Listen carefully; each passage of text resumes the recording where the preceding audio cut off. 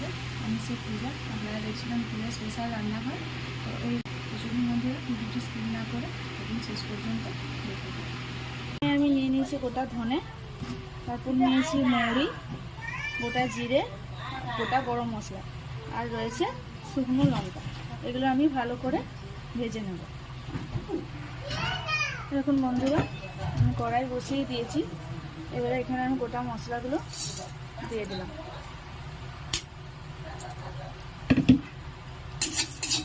গোটা মশলাগুলো খুব ভালো করে ভেজে নেব।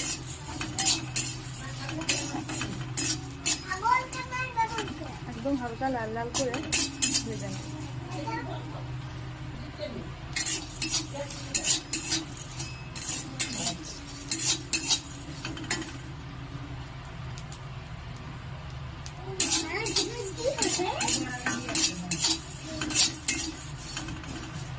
একদম লাল লাল করে ভেজে নেব। এই দেখুন বন্ধুরা,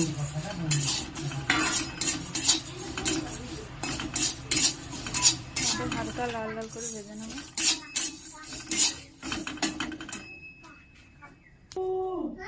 দেখুন বন্ধুরা, মশলাগুলো আমি একদম লাল লাল করে ভেজে তুলে নিয়েছি। এবারে এগুলো আমি গুঁড়ো করে নেব। দেখুন বন্ধুরা, ভাজা গোটা মশলাগুলো আমি গুঁড়ো করে নিয়েছি। একদম পিনো করিনি, একটু হালকা দানা দানা রয়েছে। আর এখানে আমি আলু সিদ্ধ আলু নিয়ে নিয়েছি। আলুটা ভালো করে ছাড়িয়ে নিয়েছি। এবার আমি আলুর মশলাটা, দেখুন বন্ধুরা, এখানে আমি কড়াই বসিয়ে দিয়েছি, গ্যাসটা ঢেকে দিলাম। এবার আমি আলুর পুরটা করে নেব। এখানে পুরটা বানানোর জন্য দিয়ে দিলাম সর্ষের তেল। আপনারা চাইলে সাদা তেলও দিতে পারেন। আমি এখানে অল্প করে সর্ষের তেল দিয়ে দিলাম। তেলটা খুব ভালো করে গরম করে নেব।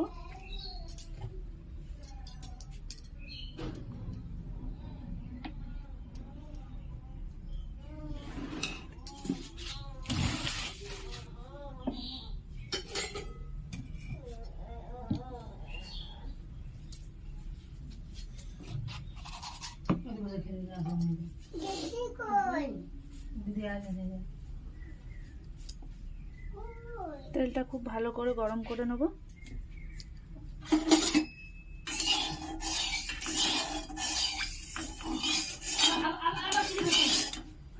তেলটা গরম হয়ে গেছে। দিয়ে দিলাম পেঁয়াজ। পেঁয়াজটা ভালো করে কুচি করে নিয়েছি। আমি পেঁয়াজটা দিয়ে দিলাম। পেঁয়াজটা খুব হালকা করে ভাজা ভাজা করে নেব।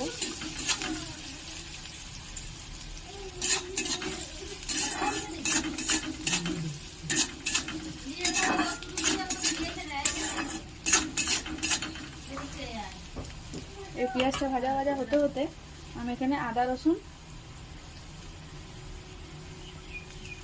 নিয়েছি। আদা রসুনটা দিয়ে দিলাম।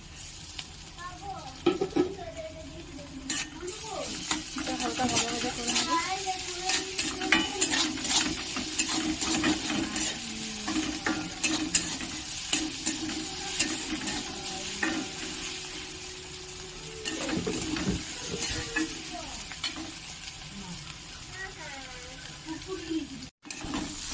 দেখুন বন্ধুরা, এই হালকা ভাজা ভাজা হয়ে এসছে। এখানে আমি দিয়ে দেবো পরিমাণ মতো নুন। এখানে পরিমাণ মতো নুন দিয়ে দিলাম। নুনটা দিয়ে একটু নাড়াচাড়া করে আমি এখানে দিয়ে দেবো 1 চামচ লঙ্কা গুঁড়ো আর 1 চামচ হলুদ গুঁড়ো। ভালো করে নেড়ে নেবো।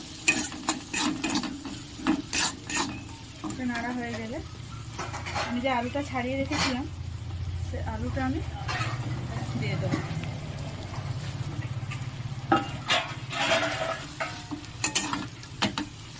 আলুটা খুব ভালো করে মেখে নেব।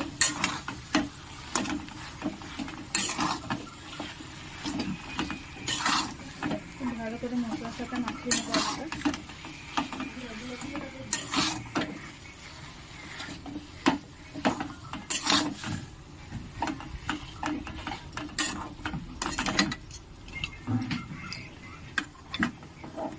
ভালো করে কড়াইটা ধরে নিই, নাহলে কড়াইটা উল্টে যেতে পারে। এভাবে উল্টে পাল্টে মশলাটা পুরো আলুর সাথে আমি মাখিয়ে নেব। আমি একদম ঘরোয়াভাবে বানাবো, আপনারা যদি এইভাবে ফলো করেন দেখবেন খুব সুন্দর টেস্ট হবে।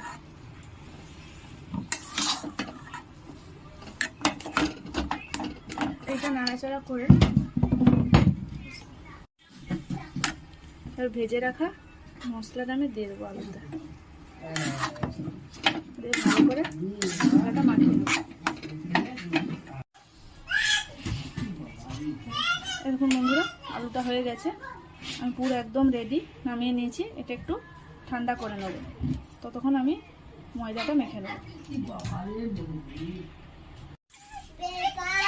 এখানে আমি বেসন দিয়ে দিলাম, আমি এখানে বড় চামচের 4 চামচ বেসন দেব। আমি খাবার সোডা দিয়ে দিলাম, আর একটু পরিমাণ মতো নুন।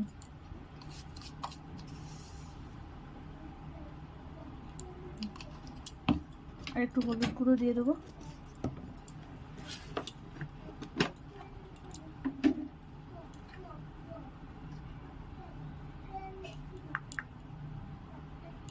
সামান্য হলুদ গুঁড়ো দিয়ে দিলাম। একটু ভালো করে মেখে নেবো। এখানে অল্প অল্প জল দিয়ে বেসনটা মেখে নেবো।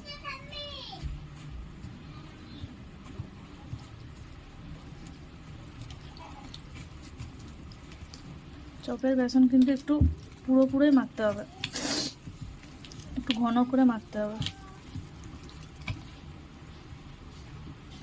খুব কিন্তু পাতলা করা চলবে না, তাহলে কিন্তু আলুটা ওর সাথে লাগবে না।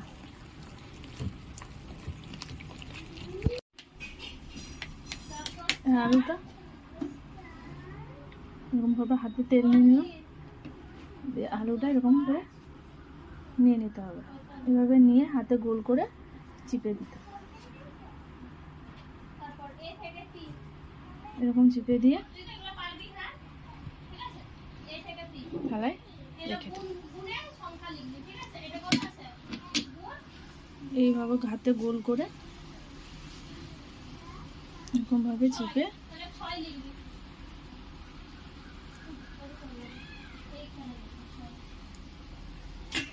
এইভাবে শেপগুলো করে নেব। আপনাদের আমি আরেকটা দেখিয়ে দিচ্ছি, এরকমভাবে গোল করে নিতে হবে।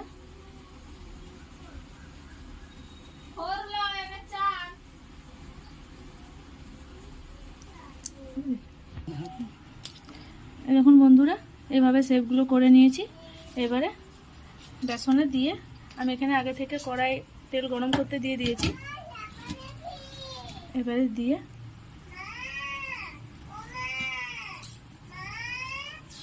এইভাবে দিয়ে দেবো। আরেকটা দিয়ে দেবো। এরকম বন্ধুরা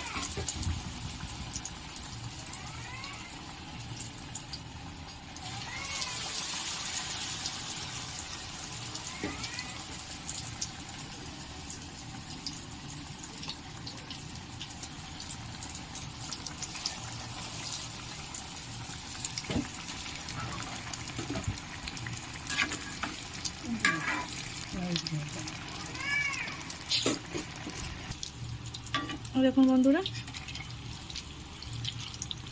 একদম দোকানের মতন বেশ বড় বড় হয়েছে। আমি এক পিট করে উল্টে দিলাম।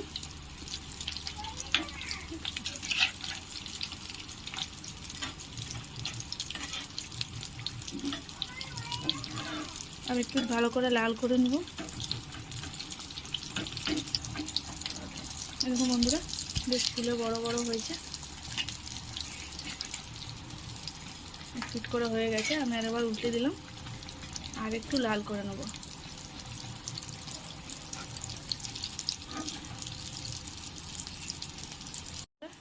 হয়ে গেছে, এবার এগুলো আমি তুলে নেব। একদম দোকানের মতন লাল লাল হয়েছে।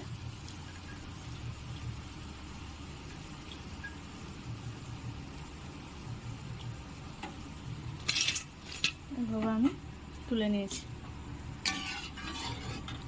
এই দেখুন একদম দোকানের মতন লাল লাল বেশ হয়েছে। এইভাবে আমি বাকিগুলো আবার ভেজে নেব।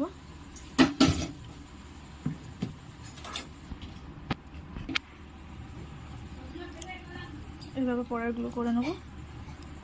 আবার আলু পুরের সাথে বেসনটা দিয়ে কড়াইতে দিয়ে দিলাম।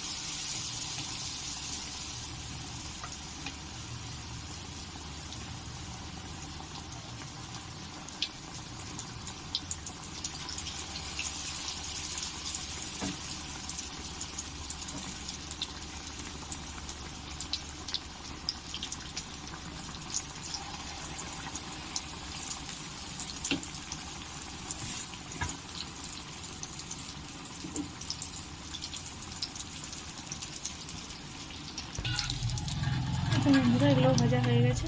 বন্ধুরা এগুলো নামিয়ে নিয়েছি। আবার আপনাদেরকে সবগুলো ভেজে নিয়ে আবার দেখাবো। এরকম বন্ধুরা সবগুলো ভাজা হয়ে গেছে। এভাবে আপনারা বাড়িতে বানাবেন, দেখবেন একদম দোকানের মতন হবে। বন্ধুরা ভিডিওটি যদি ভালো লাগে অতি অবশ্যই লাইক, কমেন্ট এবং শেয়ার করতে একদম ভুলবেন না। সুস্থ থাকবেন, ভালো থাকবেন। দেখা হচ্ছে আবার নেক্সট ভিডিওতে।